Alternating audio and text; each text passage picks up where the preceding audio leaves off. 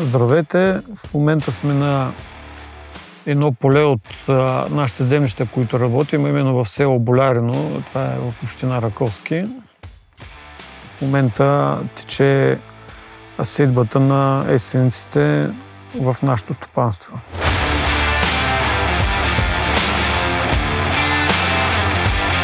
Стопанството обработва 65 000 декара земя в землищата на две общини, на Раковски и на Брезово. Културите, които са традиционните за нашия край: пшеница, ечемик, рапица и слънчоглед. Климата има и положителни, има и отрицателни влияния. В момента сухото време не позволява ние да работим на едни добри обороти и да се справим на време с сеитбата. Аз друга опция не съм имал да се занимавам с нещо друго и това нещо е било по мое желание. Както казах за Раковски, аз съм израсъл в Раковски. Раковски е град, но от селски тип и всяка една къща, за да може да се препитава в уния трудни години от 89-та до 97-та, 8-та, 9-та, трябваше нещо да се отглежда. И ние си отглеждахме храната, отглеждахме си и за продаване, за пазар. Оттам тръгна и бизнеса и така от едно малко семейно стопанство с 3-5-10 декара, сега стигнахме до една голяма организация с 65 000 декара обработваема площ. При мен е процес, който е свързан с много любов към земята и аз не го чувствам като някаква работа, а като хоби, като удоволствие да го вършиш. В буквалния смисъл хляб даваме на много хора, защото пшеницата, която произвеждаме, отива за хляб. И до голяма част Пловдивска област се храни с хляб, произведен от нашата пшеница. А като работна ръка, в момента в фирмата са около 45 човека. Това е другия проблем в България, защото примерно едно сериозно перо от тия хора са охрана. Охрана по бази, като имаш много бази, трябваше и много охрана. Ето, примерно сега оставяш машините на полето, защото аз не ги прибирам вечер, трябва да имам охрана. Трябва да му осигуриш транспорт, той да дойде да ти пази машините. Докато това в другите държави го няма. Оставя си на полето трактора, прибира си се, а тук смей да оставяш нещо. Последните 20 години не сме спрели да се развиваме. Ние постоянно се развиваме, защото няма как да не бъдем част от този бързо развиващ се свят.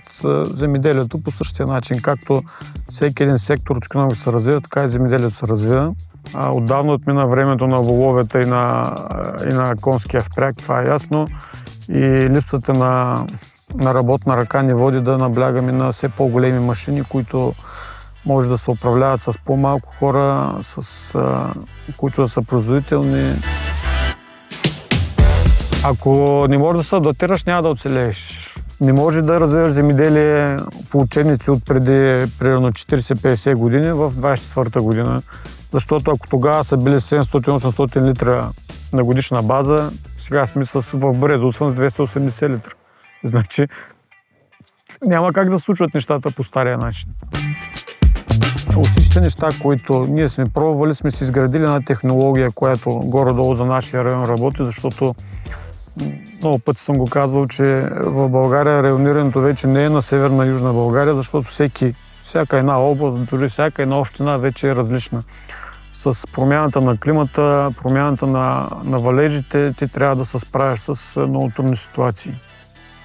Това, което при нас внедряваме, са освен цифровизацията на машините, обикновените неща, като GPS навигации, като засилен контрол на машините, защото аз вече мога да наблюдавам машините от офиса, как работят всяко едно перо от този целият процес, мога да го на компютъра.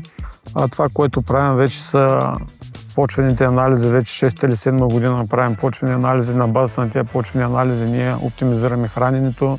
Сега в момента сеялката прави торовнасене, като точно на този блок аз си правя няколко опита с различни норми на този тор, защото той е малко по-специфичен. И то пак е специфичен, защото го дават за по-сухи условия с едни компоненти, които уж са направени да задържат повече влага покрай семената. както казах, за почвените проби, оттам пък правим и променливо торене, пак с тази цел да бъдем по-рентабилни, защото като мога да се сваля производствените разходи, аз ще се бъда по-конкурентен после на пазара.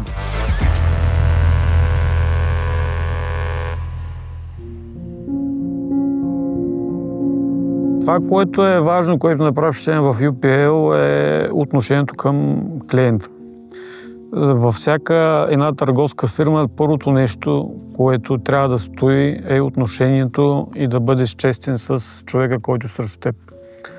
Аз бях казал, че няма да го хваля за прян, но това, което, освен тази отзачивост, която ние получаваме, значи в момента, в който ти му се обадиш за проблеми и нещо става, той човека реагира, идва, обикалям по полето, обсъждаме нещата. Отделно качеството на продуктите е много добро. Всяко нещо, което той е казал, че работи, наистина работи. Продуктите, които предлагат, са на много високо ниво. Отделно нещата, които ползваме при нас, са свързани с тия дзесове в момента.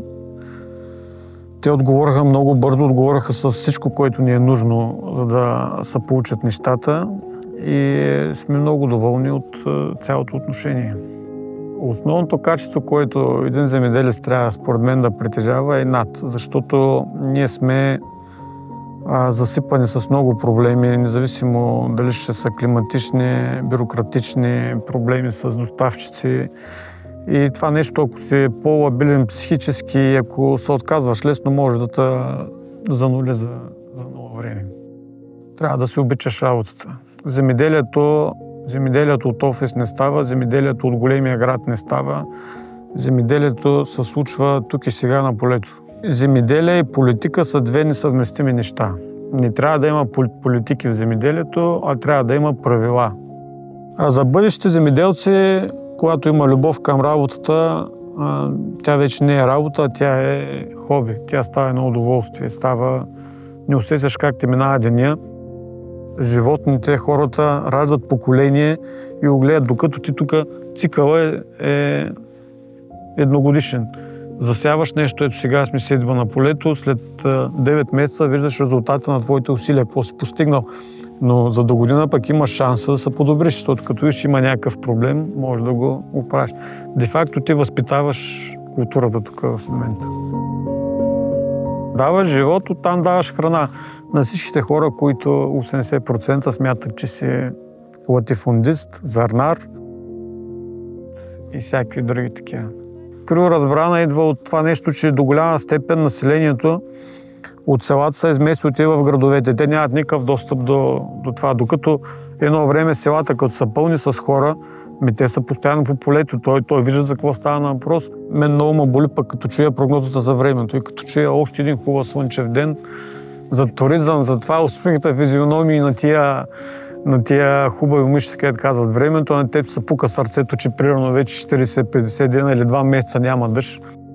Аз виждам семейство на фермерите като герои. Виждам, примерно, децата на тия стопани са, примерно, ето децата на механизаторите, съпругите на механизаторите, нашите съпруги, защото нашия бизнес няма работно време. Тук вали, гърми, слънце, жеги, ти трябва да си на полето. И до голяма част любовта към това нещо е ние сме жертвали нещо друго. Жертвали сме времето с децата, времето с семейството, но любовта към работа ни кара да го правим това нещо. И за мен героите в земеделието не сме точно ние, нашите семейства.